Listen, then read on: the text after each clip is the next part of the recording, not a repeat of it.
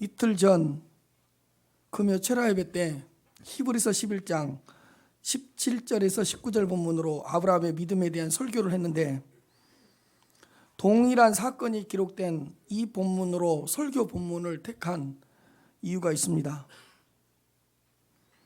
금요 철야 때와는 다른 관점으로 본문을 한번 살펴보고 또 다른 은혜를 받고 싶어서입니다. 오늘 설교를 들으시면 금요 철야 예배 때와는 분명히 다른 은혜가 있을 것이라고 생각합니다.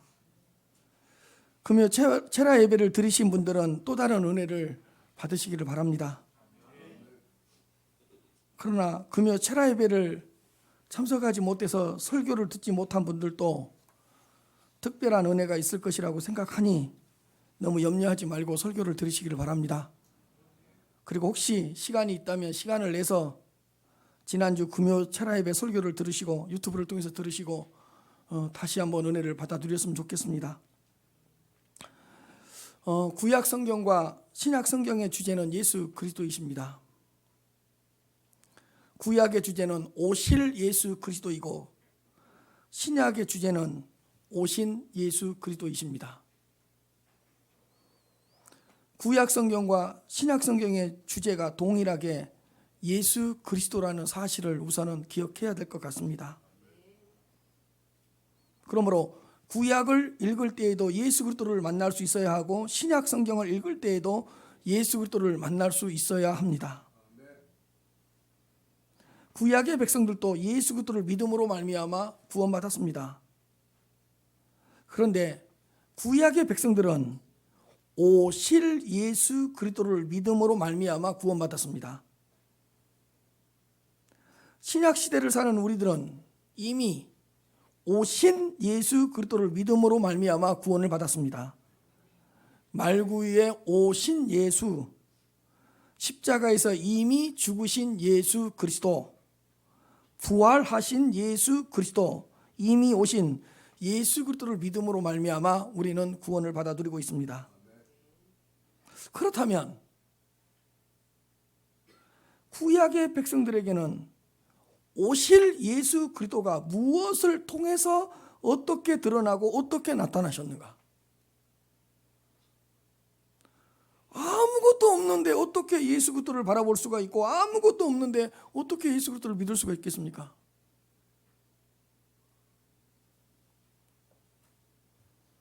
구약 시대 때에는 오실 예수 그리스도를 바라보고 믿게 하는 그 어떤 모형, 그림자, 예표들이라는 게 있었습니다. 그걸 통해서 예수 그리스도를 바라보고 예수 그리스도를 믿게 되었던 겁니다. 오실 예수 그리스도를 비추어 주는 거울이 있었습니다. 히브리서 8장 5절입니다. 그들이 섬기는 것은 하늘에 있는 것의 모형과 그림자라. 모형과 그림자라. 모세가 장막을 지으려 할 때에 지시하심을 얻은 것 같으니 이르시되 산과 모든 것을 산에서 내게 보이던 본을 따라 지으라 하셨느니라. 모형과 그림자더라. 그들이 섬기는 것은 하늘에 있는 것들의 모형과 그림자라. 히브리서 9장 24절입니다.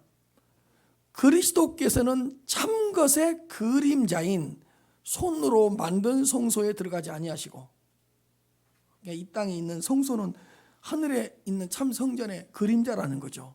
들어가지 아니하시고 바로 그 하늘에 들어가사 이제 우리를 위하여 하나님 앞에 나타나시고, 모형, 그림자. 이처럼 구약의 백성들은 모형을 통해서 실체이신 예수 그리스도를 바라보았습니다. 그림자를 통해서 그 그림자의 실체이신 예수 그리스도를 믿었습니다. 모형이 있고 그림자가 있다는 것은 어떤 실체가 반드시 있다는 뜻입니다. 왜요? 실체가 없는 모형, 실체가 없는 그림자는 허상이고 헛것입니다. 없는데 있다, 이거는 허상이고 헛것입니다. 실체가 없는데. 그러나 구약의 모형, 그림자, 예표들은 실체가 없는 허상이나 헛것이 아닙니다. 왜? 실체이신 예수 그리스도가 계시고 실체이신 예수 그리스도가 신약시대 때 이 땅에 오셨기 때문입니다. 예를 들어 드리겠습니다.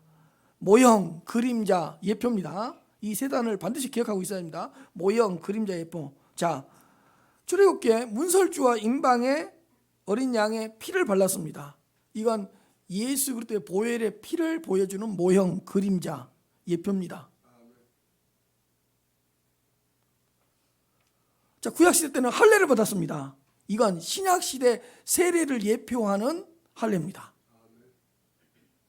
구약시대 때는 세례를 받은 게 아니고 할례를 통해서 세례를 받은 거예요. 또 있습니다. 유월절 어린 양은 십자가에서 돌아가실 예수 그리스도를 보여주는 모형이요 그림자요 예표입니다. 아직 오지 않았으니까, 구약시대 때는 예수님이 오지 않았으니까 그런 모형과 예표와 그림자를 통해서 예수 그리스도를 바라보고 예수 그리스도를 믿었다는 거예요. 자, 레이기에 번제가 있고 소제가 있고 화목제가 있고 속죄제가 있고 속건제가 있어요. 다 전부 다 예수 그리스도의 죽음을 보여주는 겁니다. 그 번제를 통해서 아하, 예수 그리스도께서 이렇게 피를 흘리시고 이렇게 하나님 앞에서 자기를 드리셨구나, 우리가 보고 믿는 거예요. 그런 예표와 모형과 그림자를 통해서.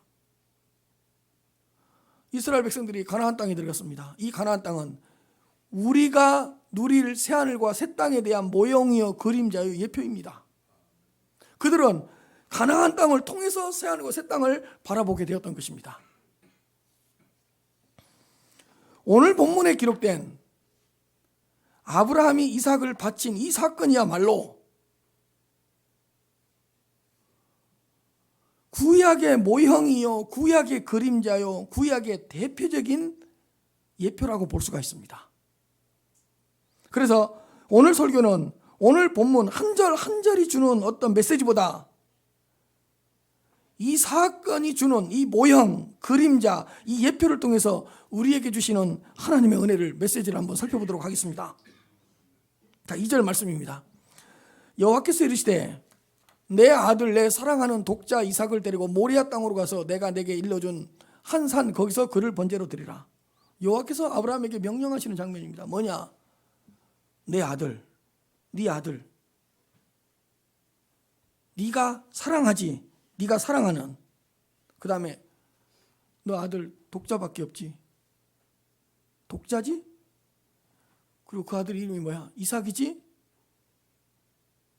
하나님이 아브라함에게 어떻게 명령하신 거 보세요. 내 아들, 내 사랑하는 독자 이삭, 이 이삭을 데리고 모리아 땅으로 가서 내가 내게 일러준 한 산 거기서 그를 번제로 죽여서 태워서 드려라.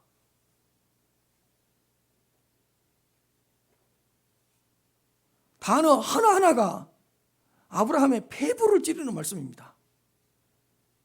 아브라함 인생 가운데 가장 혹독하고 쓰라린 시험이요 연단이요 테스트였습니다. 내 아들, 그냥 아들을 바쳐라 그러면 되잖아요. 근데 네 아들, 네가 사랑하는 독자, 이름까지 언급하면서 이삭, 그를 태워서 번제로 드려라. 그것도 네가 네 손으로 죽여서 드려라. 이렇게 명령하셨습니다. 3절입니다. 아브라함이 아침에 일찍 일어나 나귀의 안장을 지우고 두 종과 그의 아들 이삭을 데리고 번제에 쓸 나무를 쪼개어 가지고 떠나 하나님이 자기에게 일러주신 곳으로 가더니, 아마 아브라함은 밤새도록 고민했을 겁니다. 근데 그 기나긴 그 저녁에 영적 어떤 혈투를 벌인 다음에 승리했던 것 같습니다. 그러니까 어떻게 되냐? 아브라함이 그 다음날 아침에 일찍 일어났습니다. 그리고 두 종과 함께 그의 아들 이삭을 데리고, 표현 보십시오. 그의 아들 이삭을 데리고 그 다음에 번제에 쓸 나무를 쪼개어 가지고 그 자기 아들을 태울 그 나무를 쪼개어 가지고 떠나 하나님이 자기에게 일러주신 곳으로 가더니 하나님께서 자기에게 일러주신 땅으로 갔습니다. 여러분, 표현 하나를 잘 보고 있어야지만이 이따 메시지에서 은혜를 받을 수 있습니다. 그의 아들 이삭을 데리고, 다른 아들이 아니에요. 다른 사람이 아니에요. 그리고 번제로 들어갔으니까 번제에 쓸 나무를 아침에 일찍 일어나서 준비하고 쪼개가지고 하나님이 자기에게 일러주신 그 땅으로 갔습니다. 정말 대단한 순종입니다.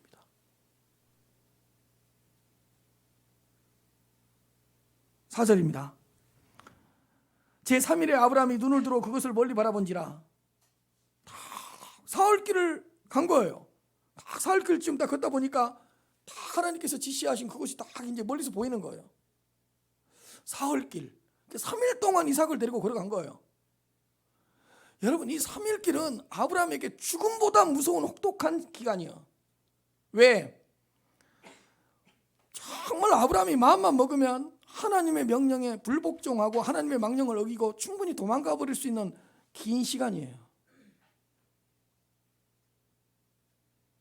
하나님은 사흘 길을 걸어서 가야 될 그곳을 지정하기 위해서 3일 동안 테스트를 한번 해본 거예요.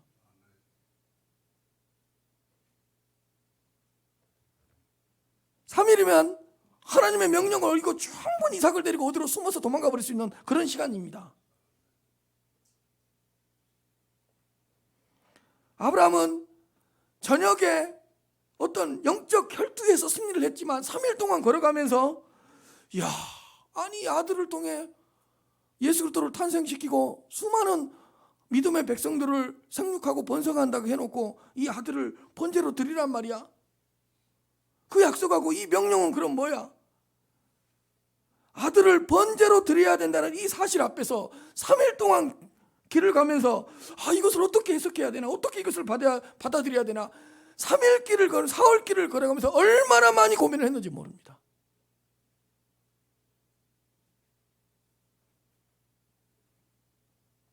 그러나 도망가지 않았어요.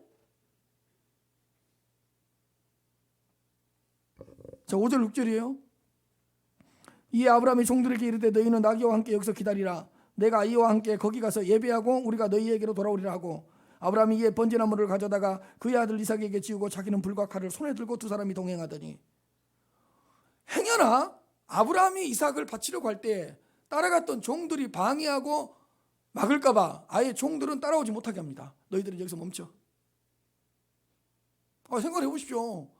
갑작스럽게 아브라함이 자기 아들을 번제를 싸놓고 칼로 죽이려고 그러는데 종들이 뭐라 그랬어요? 이 미친 우리 주인을 봤나? 자기 아들을 죽인다고? 방해할 수도 있고 막을 수도 있잖아요. 그러니까 아예 처음부터 예방을 해버린 겁니다. 너희들은 거기까지는 못 따라와. 여기가 있어. 그래 놓고 의미심장한 메시지를 남깁니다. 내가 아이와 함께 저기 가서 예배하고 우리가 너희에게로 돌아오리라. 이 엄청난 발언을 하는 거예요. 심지어는 뭐 하러 가고 있는데요? 태워서 죽여서 번제로 드리러 가고 있는데, 내가 아이와 함께 거기 가서 저기 가서 예배하고 너에게로 돌아오리라. 의미심장, 정말 뼈가 있는 말을 한 거예요. 그리고 나서 6절, 아브라함이 이에 번제나무를 가져다가 그의 아들 이삭에게 지웠어요. 여러분, 아버지가 아들을 죽여야 되는데 아들을 태우고 죽일 그 나무를 아들의 등에 지운다니까요.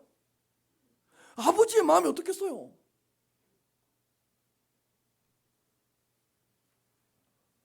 이에 아브라함이 번제나무를 가져다가 그의 아들 이삭에게 지웠다니까요. 근데 그 아들 이삭 등에 있는 이 나무는, 이 번제나무는 누구를 태울 나무예요? 누구를 죽일 나무예요? 그의 아들 이삭이거든요. 지우고 자기는 불과 칼을 손에 들고 두 사람이 다 길을 걸어.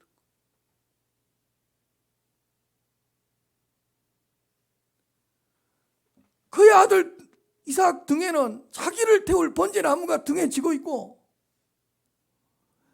또 아버지의 손에는 자기 아들을 태울 불을 가지고 있고 자기 아들을 죽일 칼을 손에 들고 두 사람이 다 길을 걸어.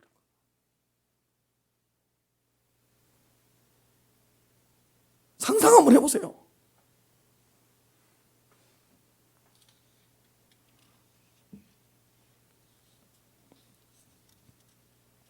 (7절부터) (9절) 상반절입니다.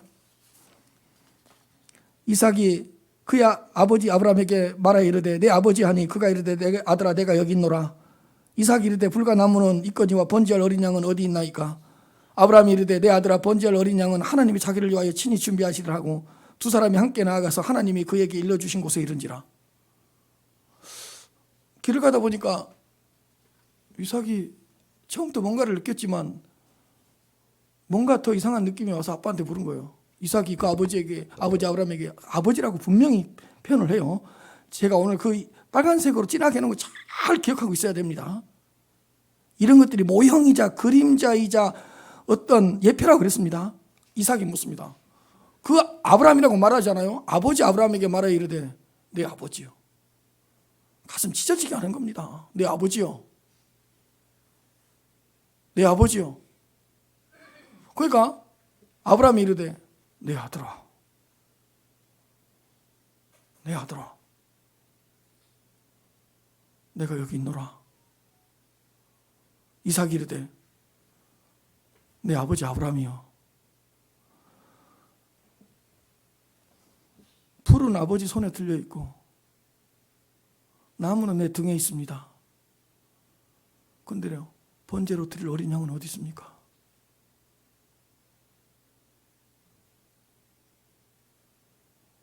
아니 아버지, 내 아버지, 내 아들아, 내 아버지, 내 아들아. 아니 번제를 드리려면 불이 있어야 되니까 당신의 손에 불이 들려져 있습니다. 그럼 번제를 드려야 되니까 내 등에 번제를 태울 나무가 내 등에 있습니다. 근데 아버지, 번제를 드릴 어린 양은 어디 있습니까?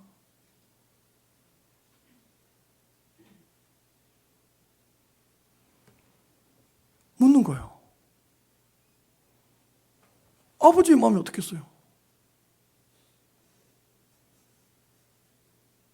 아버지가 이렇게 이야기합니다. 8절 아브라함이 이르되 내 아들아. 이야, 끝까지 내 아들이라고 불러요. 내 아들아, 번제할 어린 양은 하나님의 자기를 위하여 친히 준비하실 것이다.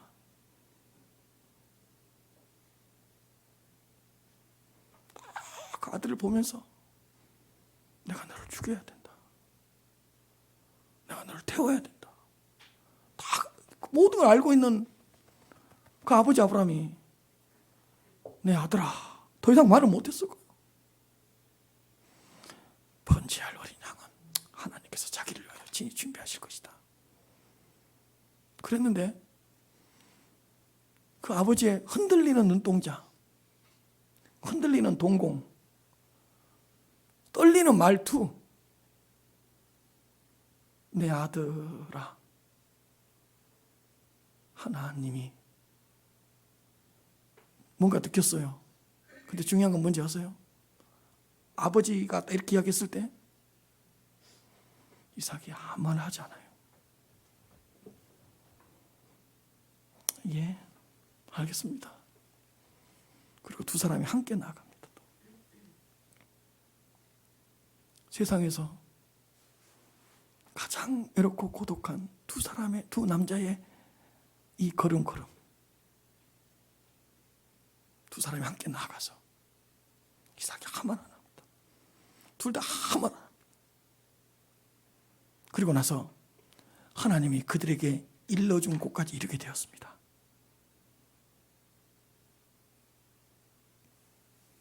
자, 9절 하반절입니다. 이 아브라함이 그곳에 제단을 쌓고 나무를 버려놓고 그의 아들 이삭을 결박하여 제단 나무 위에 놓고 손을 내밀어 칼을 젓고 그 아들을 잡으려 하니, 예, 도착했습니다. 아무 말 둘 다 아무 말 하지 않습니다. 아브라함이 딱 지시한 곳에서 제단을 쌓습니다. 그냥 쌓는 거예요. 이삭은 그냥 돕는 거예요. 둘 다 아무 말 하지 않습니다. 왜? 이삭은 이미 뭔가 느꼈거든요. 아버지가 이상하다. 나한테 뭔가 숨기고 있는 것 같다. 근데 다 그 제단을 쌓았어요. 두 번째로 그 제단 위에 나무를 탁 벌려놨어요. 이상하다. 아직까지도 양이 없다. 자, 그 다음에요. 다 쌓아놓고 아버지가 이렇게 이야기하는 거예요. 이삭아, 들어 누워라. 예? 뭔가 이상한 줄 알았는데 그의 아들 이삭을 결박하여, 이삭아, 내가 너를 하나님 앞에 드려야 된다. 이런 미친 아버지, 하나님이 그런 명령을 내렸단 말이요. 하나님이 나를 죽여서 태워서 드리라 그랬다고요? 말하지 않습니다. 그의 아들이란 말을 또 써요. 이삭을 결박하여 제단 나무 위에 딱 놓습니다. 아무 말 하지 않습니다. 그리고 드디어 아버지 손에 들려져 있던 그 칼을 아버지가 그 가만히 누워있는 그 아들 이삭을 향해 정말로 죽이려고 쇼가 아닙니다. 칼을 들어서 그냥 자기 아들을 다 내리칩니다.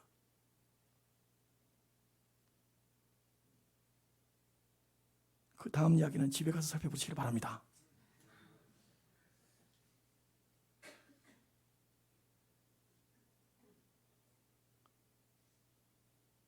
정말로 아들이 누워있는데 아버지 아브라함이 자신의 아들을, 독자를, 사랑하는 독자 아들을 죽이려고 정말로 자신이 들고 있는 칼로 내리치는 거예요.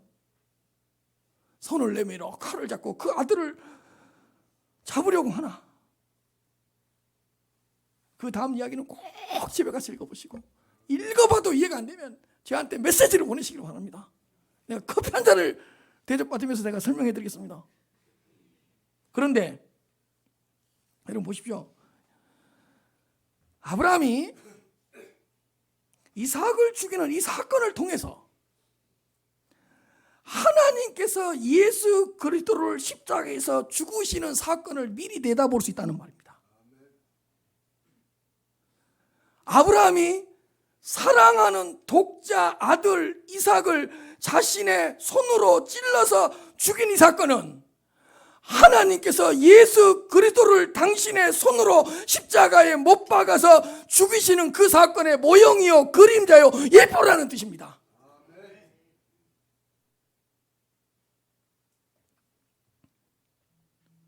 그런데 심지어는 이삭을 죽여서 드리고자 했던 그 산이 모리아 산이에요. 이삭을 드린 이 모리아 산은 예수 그리스도께서 고난받으시고 버림받으시고 십자가에서 죽으셔야 했던 그 예루살렘의 모형이요, 예표요, 또 그림자입니다. 역대하 3장 1절 상반절입니다. 솔로몬이 예루살렘 모리아산이라고 이렇게 나와요. 그러니까 모리아산은 이삭이 죽어야 되고 이삭이 버림을 받아야 되는 그 모리아산은 예수 그리스도께서 버림을 받아야 되고 예수 그리스도께서 죽으셔야 되는 모형이요, 그림자요, 예표라는 뜻이었습니다.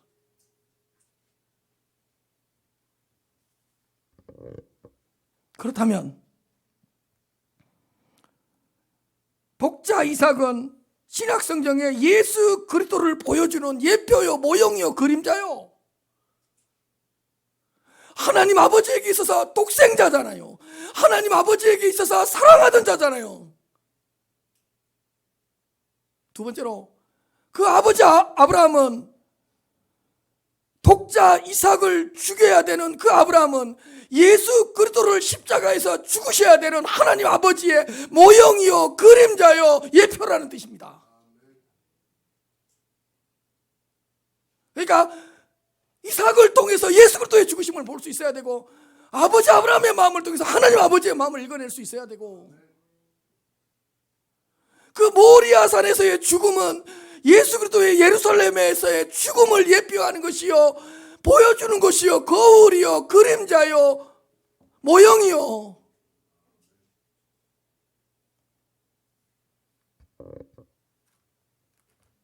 아브라함이 사랑하는 독자 이삭을 바친 사건은 하나님께서 독생자 예수 그리스도를 십자가에서 죽으셔야 했던 예표요, 모형이요, 그림자요, 거울이요. 그렇다면 우리는 이 사건을 통해서 아버지 아브라함의 입장을 한번 생각해 볼 수 있습니다. 아버지 아브라함의 입장입니다. 예, 여러분, 사랑하는 독자 이삭을 직접 죽여야 하는 아버지 아브라함의 심정을 한번 생각해 보셨습니까?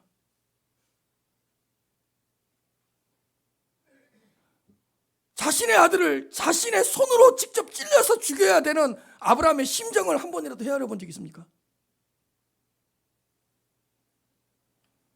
여러분, 사흘길을 걸으면서 아브라함의 마음은 사흘 후에 자신의 아들을 죽여야 되는데, 사흘길을 걸어가면서 그 아브라함의 마음은 어떻겠습니까? 그리고 자신이 죽을 나무를 등에 짊어지고 가는 이삭의 모습을 본 아버지 아브라함의 마음은 어떻겠습니까? 그리고 아들을 죽일 제단을 쌓고 그 위에 나무를 놓고 그 위에 불을 붙여야 되고 자신의 칼을 준비하는 그 아버지의 마음이 어떻겠습니까? 아들을 죽일 장소가 가까워지고 아들을 죽일 시간이 다가올수록 그 아버지 아브라함은 무슨 생각을 했을까요? 아니, 보십시오. 자신을 태울 번제 나무를 등에 지고 유유히 죽을 곳을 향해 걸어가고 있는 그 독자 아들 이삭을 보면서 아버지는 무슨 생각, 어떤 생각을 했겠냐고요.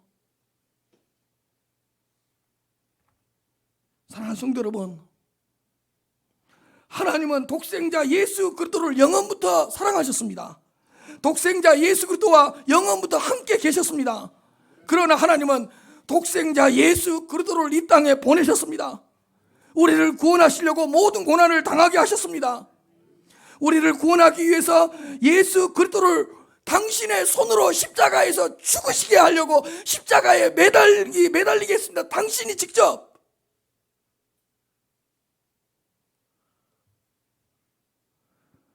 하나님은 우리가 받아야 될 하나님의 진노의 형벌, 하나님의 심판을 그 십자가에 달리신 예수 그리스도에게 쏟아 부었습니다. 나의 하나님, 나의 하나님, 어찌하여 나를 버리시나이까? 이렇게 탄식하는 그 아들의 탄식을 침묵해 버리시고 외면해 버렸습니다. 하나님은 사랑하는 독생자 예수 그리스도를 십자가에서 죽이셨습니다. 왜요? 우리를 사랑하셨기 때문입니다. 우리를 너무 사랑하셨기 때문에 사랑하는 아들 독생자 그 예수 그리스도에게 십자가를 지게 하셨고 십자가에서 죽게 하셨습니다. 아무 이유 없습니다. 우리를 향하신 당신의 사랑 때문이었습니다. 그렇다면 하나님의 아들을 죽이셔야 했던 하나님 아버지의 마음을 한번 생각해 봅시다. 이제 우리는 보통 예수 그리스도의 십자가의 죽음을 많이 생각하는 것 같습니다. 당연히 우리는 예수 그리스도의 십자가의 죽음을 깊이 생각해야 되고 많이 생각해야 됩니다. 조금 후에 저도 또 설명할 겁니다. 그러나 아들을 죽여야 하는 하나님 아버지의 마음을 깊이 생각해 보신 적 있습니까? 물론 십자가에서 죽임을 당해야 했던 그 하나님의 아들도 힘들었을 것입니다. 그러나 그 아들을 십자가에서 죽여야 되는, 당신의 손으로 죽여야 되는 그 하나님 아버지는 더 힘들었을 것입니다. 아들은 십자가에서 죽으면 됩니다. 그러나 아들을 십자가에서 죽여야 하는 하나님 아버지의 마음은 어떻겠습니까? 아들은 그냥 한 번 죽으면 되지만 아들을 죽이시기까지 그 하나님 아버지는 수십 번, 수백 번 죽었을 것입니다. 아마.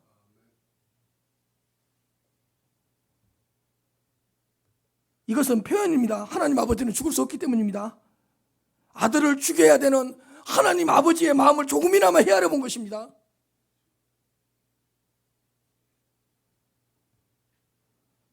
아들을 죽음에 내어주는 그 하나님 아버지의 마음은 어떤 것으로도 설명할 수 없습니다. 여러분, 이삭이 힘들었겠습니까? 아버지 아브라함이 힘들었겠습니까?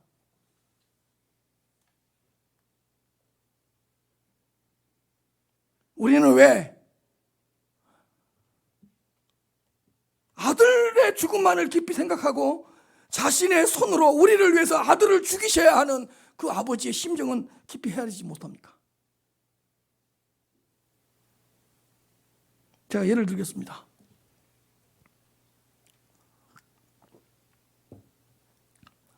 아들이 밥을 굶어요. 그럼 아들은 배가 고프죠. 그러나 여러분, 굶는 그 아들을 보는 아버지의 마음은 배가 고픈 것이 아니고 뭐예요? 가슴이 찢어집니다.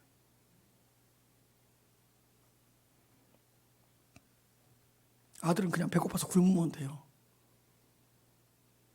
그러나 그 모습을 본 아버지의 마음은 못 견딥니다.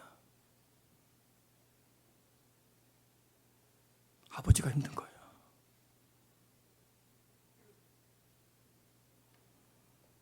자, 아들이 아프다고 해요. 아들은 아프면 돼요.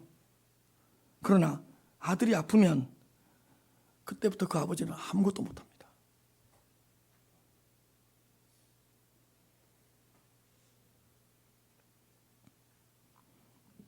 아들이 나올 때까지 눈에 보이는 것이 없고 모든 입맛, 밥맛, 살맛 다 떨어져 버립니다. 그게 아버지의 마음이에요.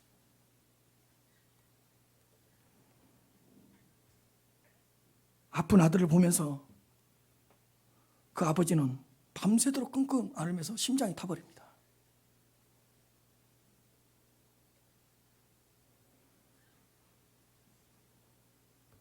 아버지 아브라함이 어떤 심정으로 모리아 산까지 갔겠습니까? 믿음이 아니면 버티지 못했을 것입니다. 사랑하는 성도 여러분, 아들을 내어주시기까지 우리를 사랑하신 그 하나님의 사랑을 기억하십시오. 아들을 십자가에 죽이시기까지 우리를 사랑하신 하나님의 사랑과 은혜를 기억하면서 살아가십시오. 아들의 죽음만 생각하지 말고 아들을 죽이셔야 했던 그 하나님 아버지의 마음,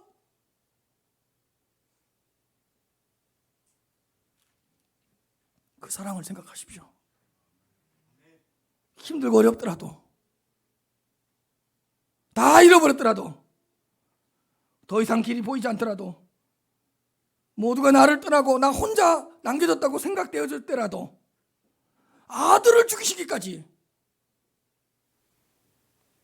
나를 사랑하시고 우리를 사랑하시는 그 하나님 아버지의 사랑을 한번 생각해 보시기를 바랍니다.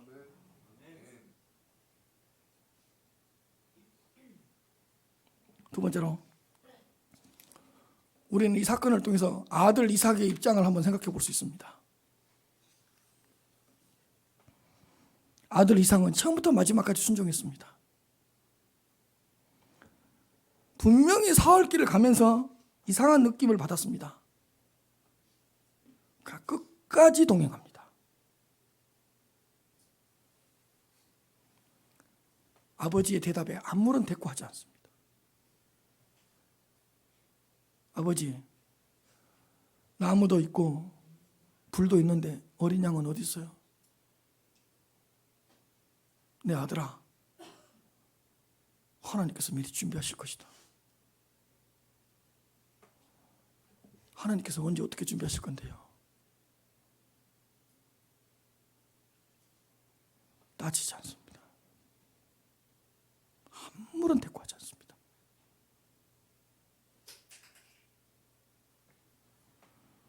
심지어는 아버지 아브라함이 제단을 쌓을 때도, 제단에 나무를 놓을 때도 심지어는 이삭아 이리 와, 너 들어 누워. 심지어는 그때에도 잠잠히 가만히 있어.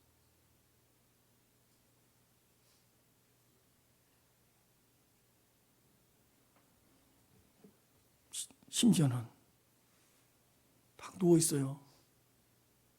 아버지가 자신을 향해서 칼을 내리치어.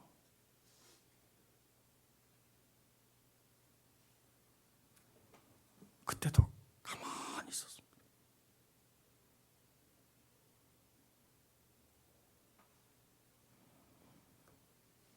아들 이삭은 얼마나 무섭고 두려웠겠습니까?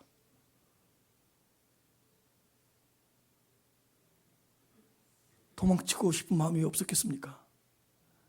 이삭은 강심장입니까? 이삭은 생각이 없는 사람입니까?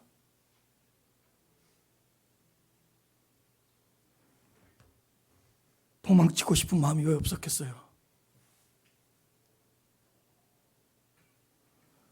아니, 아버지가 며칠 전부터 이상하네 하더만 노망이 들었나? 아니, 100세 때 날 낳고 한 130세가 되니까 아버지가 벌써부터 이런 이상한 노망이 치매 현상이 나타나가지고 나한테 칼을 휘두르려고 그러네? 이런 노망 든 아버지가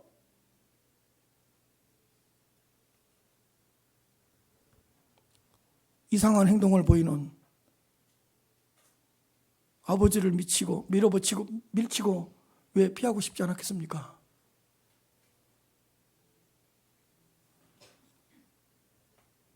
여러분, 사실을 향해 칼을 내리치는 그 아버지를 향해 분노하고 욕을 한다고 누가 뭐라고 하겠습니까?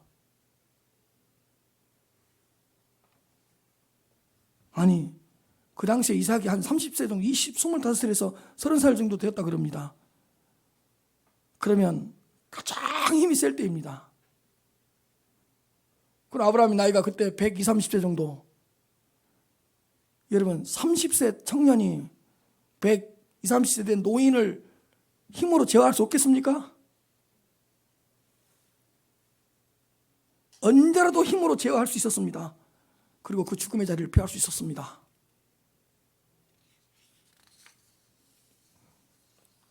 그러나 그 어떤 아버지의 행동에도, 그 어떤 아버지의 말에도 대꾸하지 않고 모든 것을 아버지 아브라함에게 맡기고 잠잠히 순종하면서 칼을 받습니다. 죽음을 맞이합니다.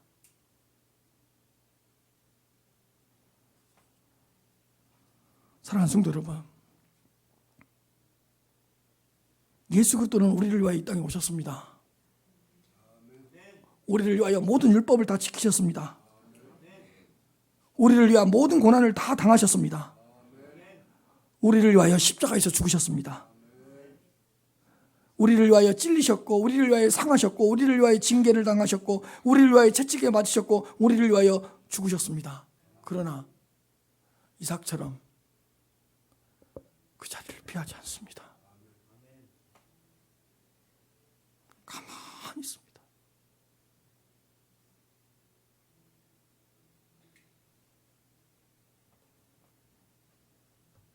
십자가를 거부하지 않았습니다. 심지어는 십자가에서 내려오지 않았습니다. 우리를 위한 모든 저주와 심판, 형벌, 죄값을 다 받았습니다.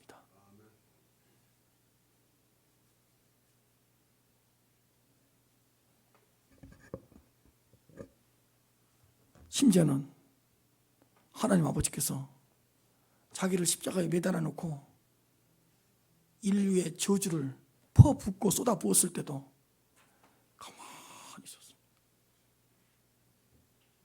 이삭이 아버지의 칼 앞에서 가만히 있었던 거죠.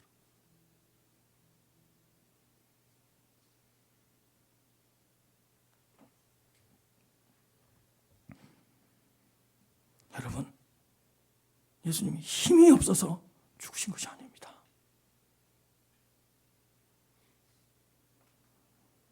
피할 수 없어서 피하지 않았던 것이 아닙니다. 십자가에서 내려올 수 없어서 십자가에서 매달려 있었던 것이 아닙니다. 그냥 잠잠히 우리를 위하여 십자가에 매달려 있었습니다. 왜? 그분이 십자가를 거부하고 십자가에서 내려오는 순간 우리의 구는 없어져 버리니까.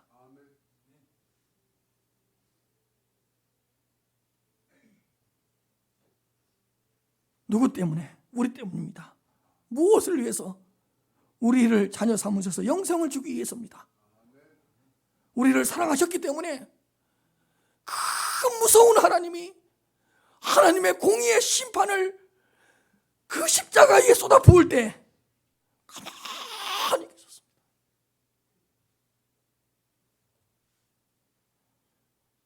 우리를 구원하셔서 자녀 삼아 주시려고 죽으시되 십자가에서 죽으셨습니다.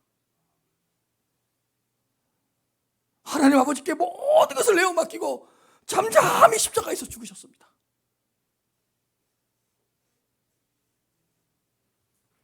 아브라함이 이삭을 바치는 이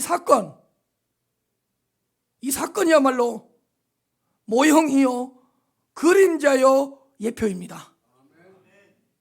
하나님 아버지의 사랑을 보여주는 예표요, 독생자 예수 그리스도의 죽으심을 미리 보여주는 거울이요.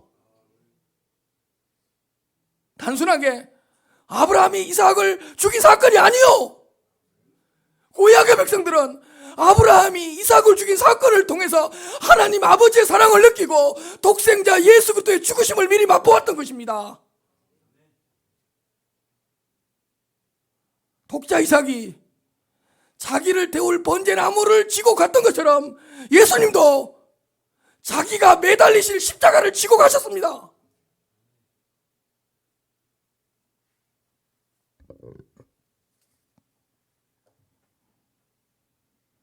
그러므로 아브라함이 이삭을 바치는 이 사건 모형 그림자 예표를 통해서 이번 한 주 하나님 아버지의 사랑과 하나님 아들 예수 그리스도의 죽음을 깊이 묵상하는 자녀들이 되시기를 바랍니다. 이 구약의 백성들도 이런 사건들을 통해서 이 예표, 이 그림자, 이 모형, 이런 사건들을 통해서 하나님 아버지의 사랑과 예수 그리스도의 죽으심의 열매를 미리 맛보았습니다. 이런 예표들을 통해서. 그렇다면 아브라함은 누구보다도 이 사건 자체를 통해서 하나님 아버지의 사랑하심과 예수 그리스도의 십자가의 죽으심의 은혜를 깊이 생각했던 것입니다. 이삭 또한 하나님 아버지의 사랑과 예수 그리스도의 구속의 죽음에 대하여 더 깊이 묵상했을 것입니다.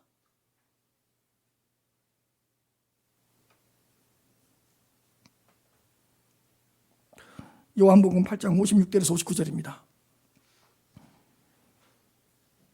너희 조상 아브라함은 나의 때 볼 것을 즐거워하다가 보고 기뻐하였느니라. 아브라함이 예수 그리스도를 봤다는 거예요. 예수 그리스도를 보고 기뻐했다는 거예요. 어떻게 해요? 모형을 통해서. 어떻게 해요? 그림자를 통해서. 어떻게 해요?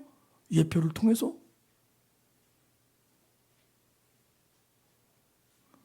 유대인들이 이르되 내가 아직 50세도 못 되었는데 아브라함을 보았느냐? 유대인들이 뭐라고? 네가 지금 50도 안 됐는데 구약시대 때 아브라함을 봤다고?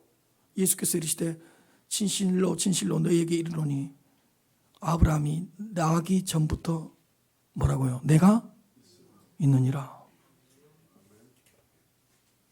내가 있느니라. 아브라함이 나기 전부터 나가 있었다. 그들이 돌을 들어 치려 하거늘 예수께서 숨어 성전에서 나와 그때부터 예수 그리스도를 죽이려고 했거든요. 네가 아브라함이 나기 전부터 있었다고?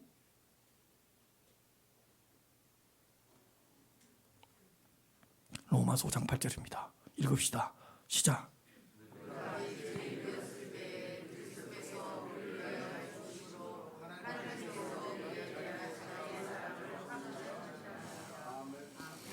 우리가 아직 제한되었을 때 그리스도께서 우리를 위하여 죽으심으로 하나님께서는 우리에 대한 자기의 사랑을 확정하셨느니라. 아들의 죽으심과 하나님 아버지의 사랑, 이 두 가지가 같이 있어야 되는 거예요. 아들의 죽음만 생각하지 말고 뭘 생각하라고요?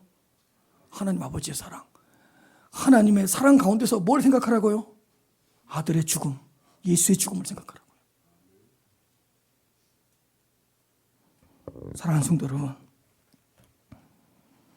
지치고 힘들 때에 하나님의 아들 예수 그리스도의 죽음을 생각하시기를 바랍니다. 새로운 힘이 필요할 때에 그 예수 그리스도의 죽음을 바라보시기를 바랍니다. 새로운 은혜를 공급받고 싶을 때에 하나님의 아들 예수 그리스도께서 어디에서 누구를 위해서 죽으셨는가 다시 한번 생각해 보시기를 바랍니다. 나에게 새로운 소망이 필요하고 새로운 희망이 필요할 때 우리를 위한 그 아들의 죽음, 그 아들의 공로를 깊이 생각하면서 새로운 소망 가운데 거했으면 좋겠습니다. 사랑하는 성도 여러분, 우리를 향한 하나님 아버지의 사랑과 우리를 위한 아들의 죽음, 그 아들의 공로로 올 한 해 승리할 수 있게 되기를 주님의 이름으로 축복합니다.